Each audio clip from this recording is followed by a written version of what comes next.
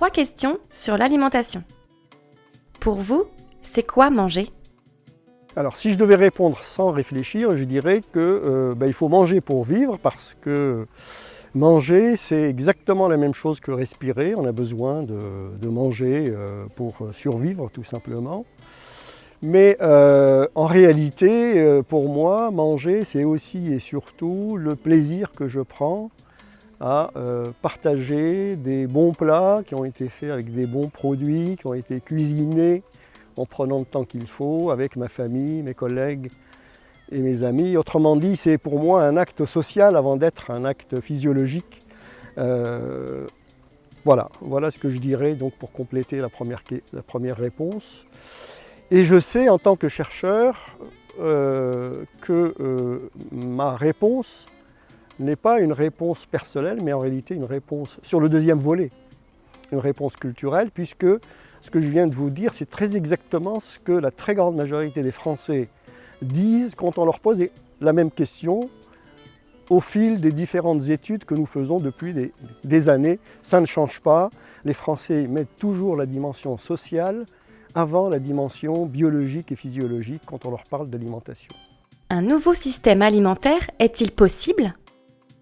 Je pense qu'il n'est pas seulement possible, mais tout à fait nécessaire, puisque nous connaissons tous les menaces qui pèsent sur l'avenir de notre planète. Et si je devais répondre en ne quittant pas le domaine que je connais le mieux, je dirais que l'un des principaux enjeux de mon point de vue, c'est de savoir comment on peut améliorer à la fois la qualité gustative, mais aussi nutritionnelle de la viande pour faire en sorte que les Français en mangent moins, mais mieux. Et puis favoriser en même temps la consommation des protéines végétales.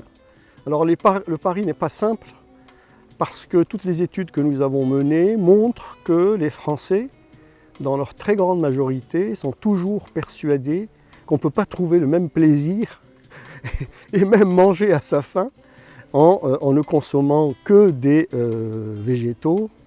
Il y a donc un gros travail de pédagogie à faire, mais aussi, je pense, d'innovation, et en particulier sur le plan culinaire. Donc nos grands chefs pourront peut-être y contribuer à ce travail de pédagogie pour démontrer, en faisant la preuve dans l'assiette, qu'on peut manger des protéines végétales en y trouvant le même plaisir qu'en mangeant de la viande.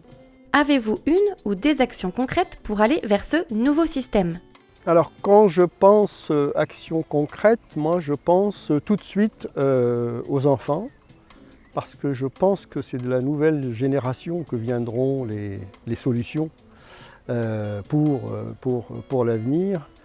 Et à ce titre-là, ce que je peux dire, c'est que j'ai eu moi-même la chance de participer à un programme de recherche-action qui était destiné aux enfants, qui s'appelle Educalim, Educalim pour éducation alimentaire des enfants, qui a été financé dans le cadre du PNA, le Plan national de l'alimentation, et qui avait pour objectif de favoriser la consommation des légumes chez les enfants. Donc nous avons recruté une cohorte de près de 600 enfants qui étaient répartis dans une vingtaine d'écoles et que nous avons divisé en deux, une moitié de cohorte pilote, ceux qui recevaient ce programme, et puis l'autre moitié témoins pour permettre la comparaison. Et dans ce programme, nous avons combiné 3 types d'actions. Des actions de connaître, première action, une action qui se passait dans les classes avec les enseignants. Il s'agissait simplement de permettre aux enfants de mieux connaître les légumes et les fruits aussi, en complément. Ensuite, on avait une deuxième action qui consistait à leur faire toucher du doigt et goûter les légumes et les fruits dont on leur avait parlé en classe. Donc on a mis en place en parallèle des ateliers de cuisine.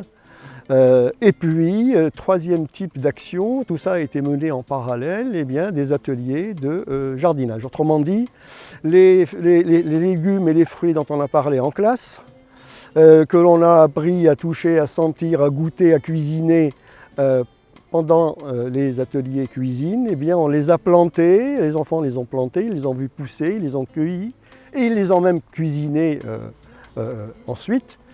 Puisque ce programme s'est déroulé sur 3 ans. Les enfants qui ont été recrutés ont été pris en CE1 et suivis jusqu'en CM2.